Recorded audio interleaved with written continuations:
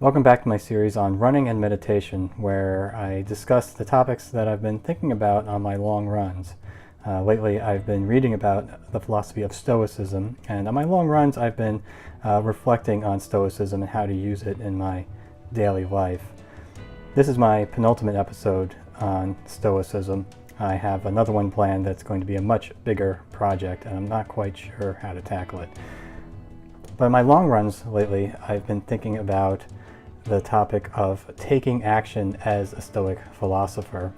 And I found something very interesting as I was reading about philosophy and reading back through some of my other books that I had around. And I was thinking about this topic of taking action as it relates to real events and real people. Particularly, I looked back through my books on the American Revolution. I have John Adams, 1776, and a book on Benjamin Franklin. Everyone has an image in their head of George Washington rousing the troops at Valley Forge, or Sir Patrick Henry declaring, "Give me liberty or give me death," or Nathan Hale's final words before his hanging.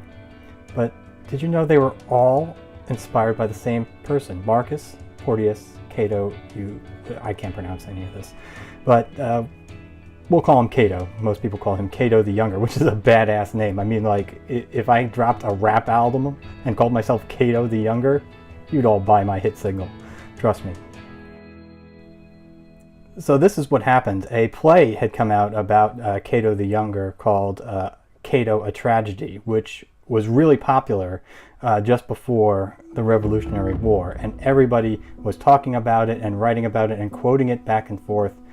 And it became part of the cultural zeitgeist at this time because it displayed one of the great Stoic principles of taking action, not just thinking about these things, but using the way you perceive the world and remaking it in a way you believe it should be, such as a time of great revolution.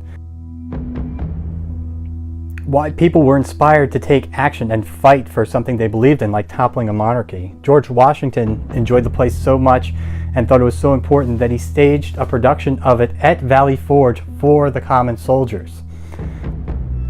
This play was the Hamilton of its day, and it inspired everyone that saw it. Sir Patrick Henry, when he said, "Give me liberty or give me death," that was cribbed right from Cato, a Tragedy. And Nathan Hale's last words, "I regret that I only have but one life to give for my country," also from the play. During the war, Abigail Adams and John Adams wrote letters back and forth to each other, and in it they quoted the play. So all this begs the question, who is Cato? Well, Cato was a Roman senator who lived in the time of Julius Caesar. You could think of Cato, a Tragedy being a prequel to William Shakespeare's Julius Caesar. This is the war that takes place just before Caesar returns in the beginning of that play. So in it, Cato is a senator who sees Caesar seizing control, taking power as a monarch, and he's fighting for what he believes in, which is the Republic. It's take action. It's not just believe in these things, not just sit there and think about it and tell your friends that, oh, if I had the power, I would topple Caesar and replace it with the monarch. No, it's stand up, grow an army, go out there and fight him. And that's what the play's about. And ultimately it leads to Cato turning the sword on himself and killing himself, knowing that Caesar has defeated him and he has failed.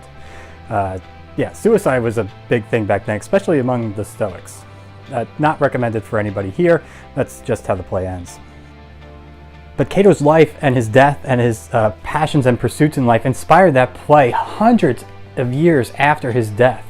And that play sparked a renewed interest in Stoicism and standing up and taking action that led to the American Revolution, which set forth a series of events that made parliamentary democracy the most accepted form of government all around the world.